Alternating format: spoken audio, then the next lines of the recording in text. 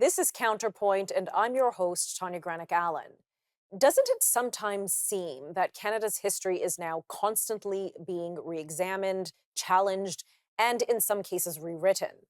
It's not uncommon to hear of statues of Canadian historians or politicians of yesteryear being vandalized or toppled, generally because a new critical lens has been applied to the history of Canada. But are Canadians getting their history wrong?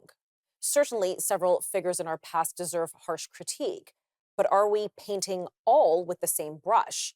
Are we actually critically examining the facts of our history, or just being critical because, well, that's what the mob demands?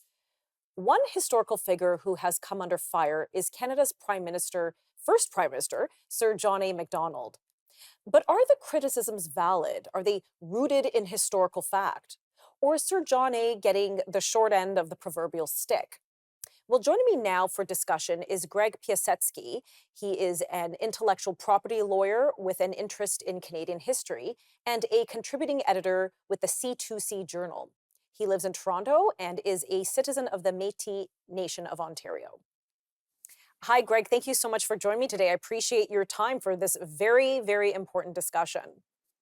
Thank you, Tanya, for inviting me. Thank you. So it seems that not a week can go by in Canada where history is being heavily critiqued or in some cases censored and canceled. Is this unique to our day and age? Where did this come from? Or is this something that has gone on through civilizations? Is it an anomaly or is this typical? First of all, there are upheavals in all civilizations, and societies rise and fall.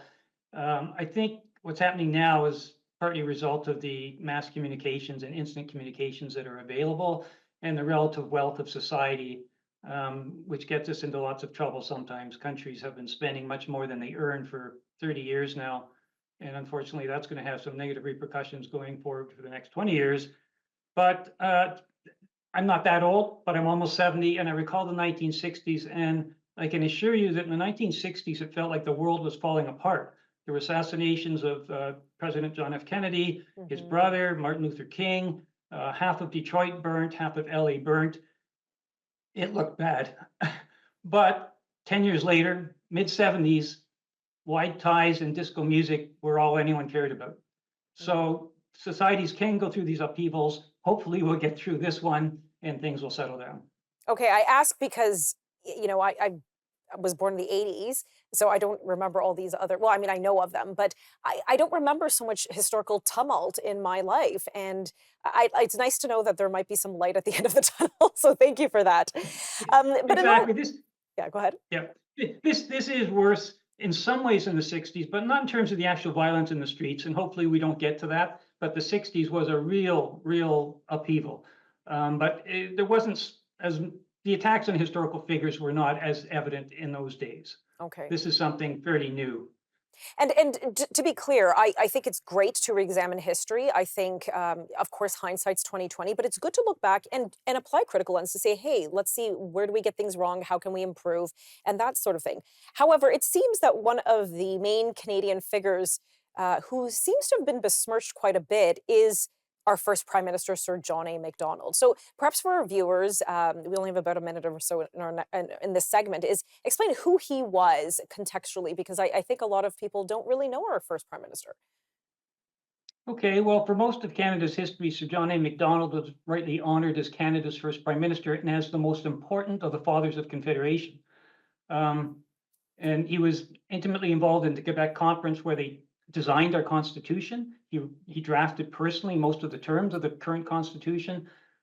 He was involved in the purchase of the Hudson's Bay Territory.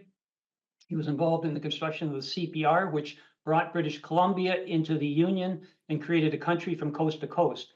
In short, without Sir John A macdonald, Canada as we know it today would simply not exist. He was a great politician. He knew how to make trade-offs to get things done. And he did a great job of putting together a country and giving it a constitution that to this day still stands up well among countries of the world. And as we were going to unpack in the next segment, he's been under quite a bit of intense fire in, post after he's died, because obviously he's passed away. for a lot of the policies that he brought in, and that people are re-examining them and saying, you know what, maybe it wasn't all that it cracked up to be. We're going to unpack this all when we return from this commercial break. Please stick around.